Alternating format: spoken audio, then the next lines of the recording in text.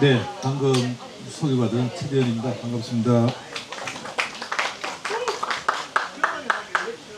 저는 그냥 오닥불가에서 몇 사람이 두루두루 모여서 한잔 마시면서 이야기를 하는 분위기인 줄 알고 선뜻 하겠다고 했는데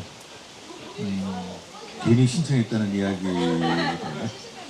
그래서 굉장히 이제 조심스럽기도 하고 위축도 많이 되는 그런 느낌입니다. 격려의 박수 한번 부탁드립니다. 이제 제 직업에 대해서 조금 소개를 드리면 저 사람이 왜 이런 이야기를 하는구나라는 걸 하는데, 저는 이제 직업적으로 이제 방송에서 일을 하기도 하고요. 학교에서 이제 동국대에서 아동 청소년 교육 강의를 하고 주로 이런 일들을 합니다. 방송은 최근까지는 이제 이혼 숙녀 캠프 하고 주로 이제 EBS에서 이제 달라졌어요라는 걸 한 10년 정도 진행을 하고 있습니다. 하고 있고. 요즘은 이제 라디오를 이제 불교 방송하고 카톨릭 방송에서 상담 주로 이런 일을 이제 하고 있습니다. 제 직업은 이제 행복한 사람을 만나는 일은 아닙니다. 대부분 다가 이제 불행하다고 생각하는 사람들을 만나고, 오늘 제가 소개시켜드릴 이야기는 제가 이제 연예인들을 상담을 이제 하는 일들을 하는데, 그분들을 통해서 경험한 이야기를 잠시 좀 나눌까 합니다. 오늘 여러분들 행복하세요? 지금 이 순간? 네. 이유가 뭘까요? 좋은 사람들하고 있으니까요. 네, 오늘 이유는 굉장히 간단합니다. 가볍기 때문입니다. 격식이었고, 예를 들어 여기서 보여드린 신앙송이나 오페라라든지 또 오카리나라든지 또 아까 아코디언 연주, 많은 그 이야기들은 워낙 이제 격조 있는 무대라든지 우리가 상상하는 무게가 있는 공간에서 들을 수 있는 것들이죠. 근데 이 자리에서 들을 수 있다는 것들은 그런 격을 다 뛰어넘는 가벼움이 있기 때문입니다. 제가 이제 불행한 사람들을 만나면은 몇 가지 특징이 있어요. 여러분이 해당이 되시는지 한번 체크를 한번 해보십시오. 첫 번째, 노력하면 잘 될 것이다. 불행한 사람들의 특징이에요. 노력하면 잘 될 것이다. 그 다음에 이제 두 번째 불행한 사람들의 특징은 내가 뭔가 계획한 것이 이루어져야 된다. 그 다음에 세 번째 불행한 사람들의 특징은 나에게는 불행이 있어서는 안 돼. 그 다음에 네 번째 불행한 사람의 특징이 이제 가장 큰 특징입니다. 나는 없고 다른 사람을 통해서 나를 설명하고 싶은 사람들.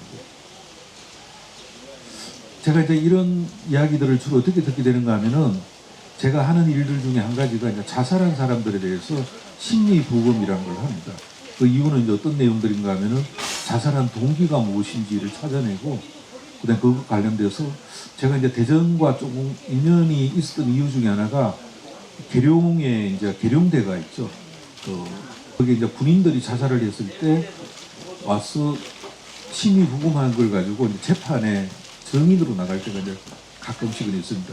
최근에는 이제 그 일을 하지 않는데, 그럼 그곳에 가서 그 사람들의 이제 이야기를 대부분 들어보면은 유명한 사람이나 유명하지 않는 사람이나 자살하는 동기는 대부분 비슷해요. 그럼 우리가 행복하게 살기 위해서 도대체 뭘 어떻게 해야 될 것인가라고 했을 때, 저는 몇 가지 이제 행복한 사람들의 특징이 있는 것 같아요. 지금 제가 이제 말씀드리는 이야기들은 주로 연예인과 제가 이제 하는 일 중에 하나가 기업의 오너들에 대한 이제 오너 리스크를 주로 이제 상담을 하는데, 잘 사는 사람들의 특징을 좀 몇 가지를 말씀을 드릴게요. 첫 번째, 나도 불행할 수 있다. 이거는 선택이 아니라 내가 노력해도 안 될 부분이다라는 것들. 그것이 이분들이 이제 불행을 받아들이는 특징이고, 두 번째 또 잘 사시는 분들의 특징은 불행하면 불행하다고 이야기를 하는 특징이 있습니다. 감추지 않고 나 힘들어. 자기 자신한테 솔직하게 이야기하는 것들이죠. 그 다음에 세 번째, 또 잘 사시는 분들의 특징은 내가 돈을 빌려줄 때는 돈을 빌려주는 사람으로서 살아가고, 돈을 빌릴 때는 빌리는 사람으로서 살아가는 거예요. 이걸 다르게 이야기하면은 그때그때 상황에 맞게 살아간다고 합니다. 근데 불행한 사람들의 특징은 대부분 특징이 내가 옛날에는 이런 얘기를 많이 하세요. 제가 이제 50대 초반에 학교를 다니다가 이제 퇴직을 일찍 좀 해줬습니다. 서강대에서 이제 평생교육원에서 일을 했었는데 그때 그만둔 이유가 이제 뭔가 하면은 내가 어떤 학교 선생이라는 배경에서 그냥 나로서 한번 살아가고 싶다는 생각이 언뜻 들었었어요. 왜냐하면 그때 학교에서 65세 정년을 마치고 나면 딱히 할 일이 딱히 없습니다. 이공계가 아닌다면 이분 사이겠지만.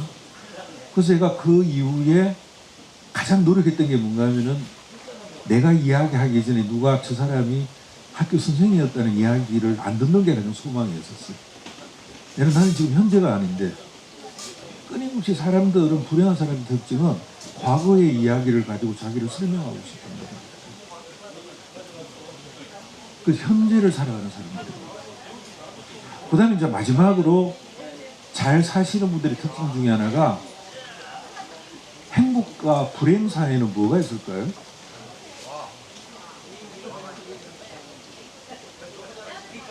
행복과 불행 사이. 예.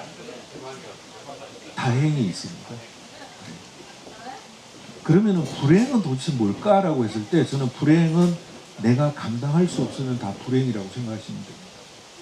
그럼 감당할 수 있는 것들은 어떤 것들은 뭐가 있을까요? 내가 몸이 아프면은 돈으로 해결할 수 있으면 불행한 건 아닌 것 같아요. 그럼 결국은 내가 감당할 수 있느냐 없느냐라는 것들은 생각이 아니라 주관적인 것이 아니라 현실적인 것들이라는 거예요. 그래서 이러한 이야기들을 제가 이제 말씀드리는 이유는 사실 여기 계신 분들은 불행하신 분들은 없으세요. 그렇지만 행복하지는 않을 것 같아요. 각자의 또 고민들을 안고 계시기 때문에. 그렇지만 적어도 내가 이 자리에 모여서 누군가가 이야기를 하고 누군가와 만나고 있다는 것 자체는 굉장히 다행스러운 일이라고 생각합니다. 맞나요? 네, 그럼 자기 자신한테 박수를 한번 보내주세요. 그리고 또 하나 행복한 사람들이 아니라 잘 살아가는 사람의 특징 중에 하나가 끊임없이 어떤 모임에 소속되어 있는 거예요. 혼자 살아가지 않는 거. 그 다음에 가장 특징적인 중에 하나가 있습니다. 몸을 움직이고 예술 활동을 하고 있는 사람. 예술은 내가 뭔가 하고 있는 것이 아니라 듣는 것도 예술이고 참여하는 것도 예술. 그래서 오늘 투파전은 어떤 면에서 본다면은 굉장히 행복할 수 있는 조건들을 갖춘 분들이 여기 다 모이시지 않나 이런 생각을 합니다.